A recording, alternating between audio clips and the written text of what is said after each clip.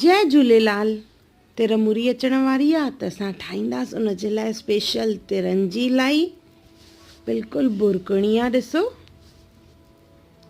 तिरनि जी लाई गुड़ में ॾाढी टेस्टी ठहंदी और सेम बाज़ार वांगुरु ठहंदी जीअं असांखे बाज़ार मां मिलंदी आहे। और हीअ ठाहिणु काफ़ी आसान आहे। अचो त शुरू था कयूं पिया। पर उन खां पहिरियों अगरि तव्हांखे मुंहिंजा वीडियोस पसंदि अचनि था त उनखे लाइक कयो, शेयर कयो ऐं सब्सक्राइब कयो। और मुंहिंजी नई अचण वारी वीडियोस खे ॾिसण लाइ बेल आइकॉन खे ज़रूरु क्लिक कजो। असां खणंदासीं तिर। मां हिते हिकु बाउल खयो आहे तिर और थोरा सा मुङेरा। मुङेरनि खे असां सेके वठंदासीं तए ते।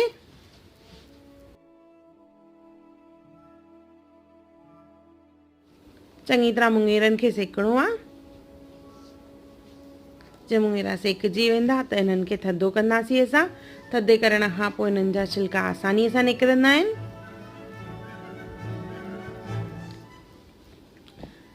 हाणे खणंदासीं हिकु तई, उन में विझंदासीं अछा तिर। उनखे बि सेकणो आहे। लगातार इनखे घुमाइणो आहे जीअं सड़नि न।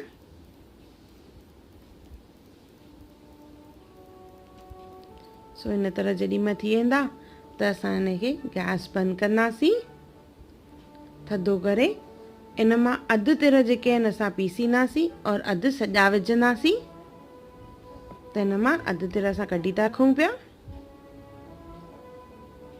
बाक़ी जेके अधु बचा उन्हनि खे असां खणंदासीं मिक्सर जार में और इनखे असां पीसींदासीं इन तरह। ये असांजा सॼा तिर और ये असांजा पीसियल तिर। मुङेरा बि रेडी थी विया आहिनि। अचो त शुरू था कयूं पिया। हाणे इहे सभु सामान रेडी करण खां पोइ हिकु तई खणंदासीं। उन में विझंदासीं सचो घी हिकु चमिचो।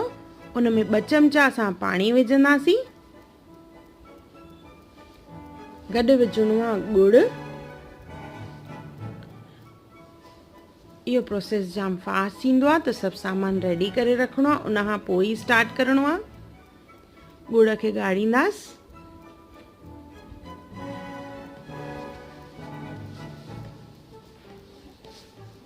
सो ईअं गज निकिरणु चालू थींदी। इनखे कंटिन्यूस असां घुमाईंदा ईंदासीं। हिकु कटोरी पाणी भरे रखिणो आहे। उन में असांखे गुड़ चेक करिणो आहे बराबरि रिझियो आहे की न। सो पाणीअ में विझण खां पोइ कढंदासीं त अगरि इहो कड़क थी थो वञे मतिलबु असांजो गुड़ रेडी आहे। अगरि नथो थिए त न आहे रेडी। कंटिन्यूस और फास्ट घुमाइणो आहे। बाहि घटि रखणी आहे। पहिरियों तेज़ बाहि पोइ घटि। वरी चेक कंदासीं। सो इन तरह इहो कड़क थी वियो आहे पाणीअ में विझण सां। मतिलबु असांजो गुड़ बिल्कुलु रेडी आहे। ऐं जेके बि असां सामान रेडी करे रखिया आहिनि उन में सभिनी खां पहिरियों असां हिन में विझंदासीं सोडा, बेकिंग सोडा।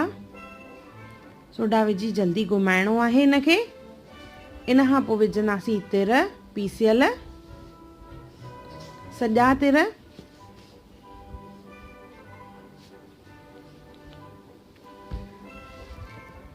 इन खां पोइ विझंदासीं असां मुङेरा। जल्दी विझी इनखे तेज़ घुमाईंदासीं असां चङी तरह जीअं मिक्स थी वञे। प्लेट में या कंहिं बासण में तेल लॻाए रखिणो आहे और उन में इहो मिक्सचर जेको आहे विझणो आहे। त मां हिते हे 2 मोल्ड यूज़ थी कयां पई। तव्हां चाहियो त प्लेट या थाली कुझु बि यूज़ कयो। गर्मा गर्म विझंदासीं और हिनखे लसो कंदासीं। जेतिरी लाई तव्हांखे सन्ही या थुल्ही खपे ओतिरी उन हिसाब सां हिनखे फैलाइणो आहे।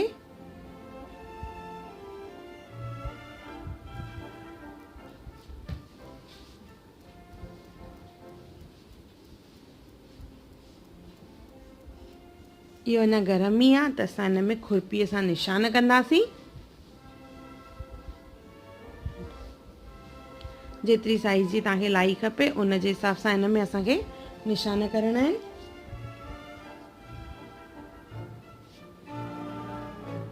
त हिनखे तोड़ण में आसानी थींदी आहे। अञा थोड़ा पीसेस नंढा कंदासीं।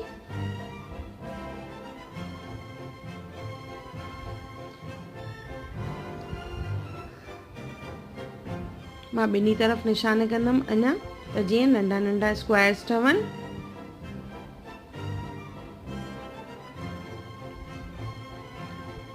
थधो करण खां पोइ इनखे असां कढंदासीं। ॾिसो केतिरो आसानीअ सां इहा लाई निकिरी वञे थी पई और ॾाढी बुरकणी बीहंदी आहे इहा लाई। ॾिसो साॻी तरह ॿिए मोल्ड मां बि कंदासीं।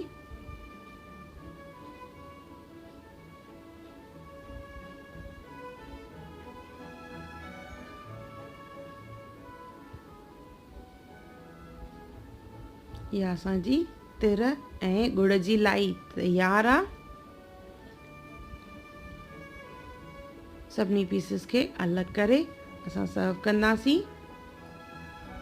बिल्कुलु जीअं बाज़ार में मिलंदी आहे साॻियो ई टेक्सचर ईंदो, ओतिरी सॉफ्ट और बुरकणी ठहंदी आहे, खाइण में मुंहं में घुलिजी वेंदी आहे।